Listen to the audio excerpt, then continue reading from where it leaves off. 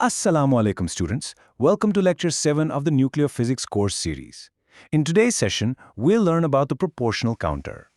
तो आप सोच रहे होंगे कि आखिर इस डिटेक्टर में ऐसी क्या खास बात है, ये अपने से पहले वाले डिटेक्टर्स से बेहतर क्यों है और इतना इंपॉर्टेंट क्यों समझा जाता है। चलिए आइए इसको आराम से समझते हैं। तो सबसे पहले ये है क्या। बेसिकली प्रोपोर्शनल काउंटर एक किस्म का गैस फिल्ड रेडिएशन डिटेक्टर है, लेकिन इसमें एक ऐसी चीज़ है, एक ऐसी खासियत जो इसे बाकी सबसे बिल्कुल अलग, बिल्कुल यूनिक बना देती है। और वो खासियत वो इसके नाम में ही छुपी है। देखिए, इस डिटेक्टर से जो इलेक्ट्रिकल पल्स निकलता है ना, उसका साइज, उसकी हाइट आने वाले रेडिएशन पार्टिकल के एनर्जी के डायरेक्टली प्रोपोर्शनल होता है। और यही इसका सबसे बड़ा, सबसे अहम पॉइंट है। इसी प्रोपोर्शनैलिटी की वजह से तो इसका नाम प्रोपोर्शनल काउंटर है। Simple, right? ओके, तो अहम सवाल ये है, ये प्रोपोर्शनैलिटी आती कहाँ से है? How does it actually work? Well, इस कैसे का जवाब इसके काम करने के तरीके में है। चलिए अब देखते हैं इसके काम करने का उसूल। इस डिटेक्टर के पीछे की फिजिक्स क्या है, इसका पूरा मैकेनिज्म, इसका दिल एक बहुत ही इंटरेस्टिंग प्रोसेस पर डिपेंड करता है, जिसको हम कहते हैं गैस मल्टीप्लिकेशन। तो आइए एक पार्टिकल की जर्नी को स्टेप बाय स्टेप फॉलो करते हैं। सबसे पहले स्टेप 1, जैसे ही कोई रेडिएशन पार्टिकल डिटेक्टर में एंटर होता है, वो गैस के एटम से टकराकर कुछ इनिशियल आयन पेयर्स बनाता है। ये है प्राइमरी आयोनाइजेशन। फिर स्टेप 2, डिटेक्टर के अंदर जो हाई वोल्टेज है वो इन फ्री इलेक्ट्रॉन्स को जबरदस्त ताकत से सेंटर में लगी एनोड वायर की तरफ खींचती है। अब यहाँ से चीज़ें इंटरेस्टिंग होती हैं। स्टेप 3, ये इलेक्ट्रॉन्स इतनी तेज़ी से एक्सेलरेट होते हैं कि इनमें इतनी एनर्जी आ जाती है कि ये खुद दूसरे गैस एटम से टकराकर उन्हें आयोनाइज करना शुरू कर देते हैं। और फिर आता है स्टेप 4, टाउनसेंड एवलांच। ये एक पूरा कैस्केड इफेक्ट है, एक चेन रिएक्शन। सोचिए, एक सिंगल इलेक्ट्रॉन से शुरू हुआ सफ़र अब लाखों इलेक्ट्रॉन्स का एक तूफान बन चुका है। बिल्कुल उस तरह जैसे पहाड़ से लुढ़कता हुआ एक छोटा सा स्नोबॉल एक पूरा एवलांच बन जाता है। और इस पूरे जबरदस्त प्रोसेस को हम एक बहुत ही सिंपल सी इक्वेशन से समझा सकते हैं। n total equals n0 times m। यहाँ n0 यानी n0 वो शुरू के चंद इलेक्ट्रॉन्स हैं जो रेडिएशन पार्टिकल ने बनाए थे, और n total ये वो पूरा एवलांच है, वो लाखों इलेक्ट्रॉन्स जो हमें एंड में मिले।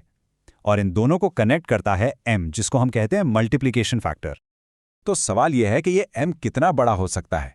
वेल, इसकी टिपिकल वैल्यू आप देखें 1000 से लेकर 1 लाख तक हो सकती है। 1000 से 1 लाख तक, मतलब हर एक इनिशियल इलेक्ट्रॉन अपने पीछे हजारों बल्कि लाखों इलेक्ट्रॉन्स का तूफान खड़ा कर सकता है। यही है वो गैस मल्टीप्लिकेशन या एम्प्लीफिकेशन जो इस डिटेक्टर को इतना सुपर सेंसिटिव बना देती है।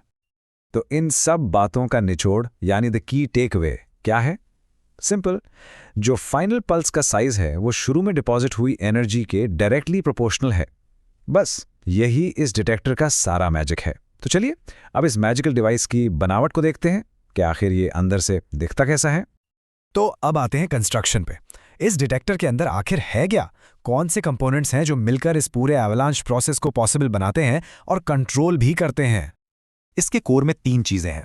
सबसे पहले बाहर एक सिलिंड्रिकल मेटल ट्यूब है, ये कैथोड का काम करती है और आमतौर पर इसको ग्राउंड किया जाता है। फिर इस सिलेंडर के बिल्कुल सेंटर से गुजरती है एक बहुत ही पतली, बहुत ही बारीक वायर। ये है एनोड, और इस पर हम एक बहुत हाई पॉजिटिव वोल्टेज अप्लाई करते हैं। सोचिए 1 से 3 किलोवोल्ट्स तक। और तीसरी चीज, इन दोनों के बीच में भरी हुई गैस जो यूजुअली आर्गॉन और मीथेन का मिक्सचर होती है। यहां सारा खेल इस पतली सी एनोड वायर और उस पर लगे हाई वोल्टेज का है। यही मिलकर वो जबरदस्त इलेक्ट्रिक फील्ड बनाते हैं जो इलेक्ट्रॉन्स को एक्सेलरेट करके एवलांच शुरू करवाता है।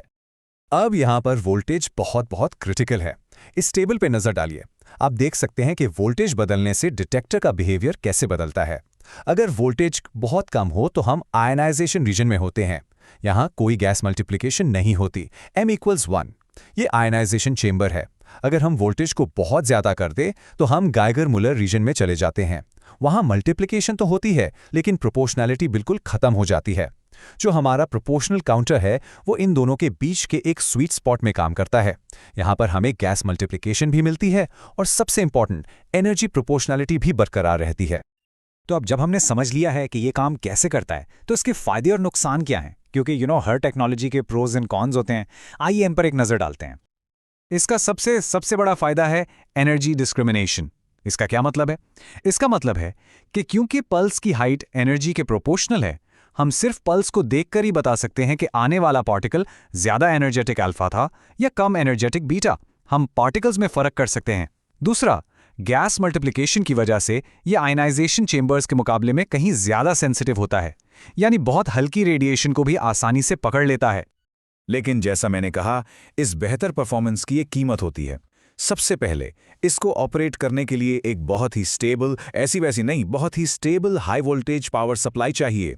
थोड़ी सी भी फ्लक्चुएशन सब गड़बड़ कर सकती है। इसके साथ जो इलेक्ट्रॉनिक्स लगते हैं वो भी काफ़ी कॉम्प्लेक्स होते हैं।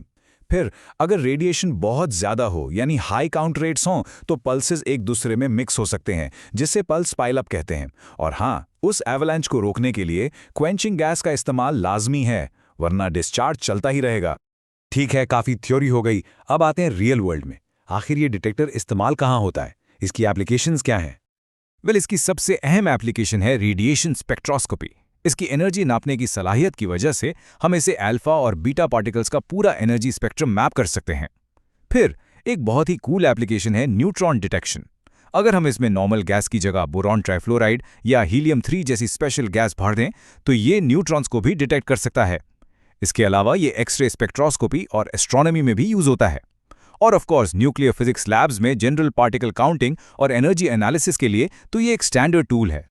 तो इस पूरे लेक्चर का अहम तरीन नुक्ता, the one thing you absolutely must remember, वो क्या है? वो ये है, प्रोपोर्शनल काउंटर में आउटपुट पल्स का साइज डिपॉजिटेड एनर्जी के डायरेक्टली प्रोपोर्शनल होता है। अगर आपको ये याद है तो आपको इस डिटेक्टर का कोर कॉन्सेप्ट समझ आ गया है। लेकिन अब एक आखिरी सवाल, जरूर सोचिएगा इस पर।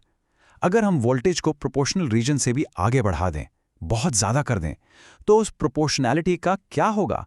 क्या वो ऐसी ही रहेगी या खत्म हो जाएगी? यही सवाल हमें हमारे अगले डिटेक्टर की तरफ लेकर जाता है, जिसकी बात हम अगले लेक्चर में करेंगे। See you on the next lecture.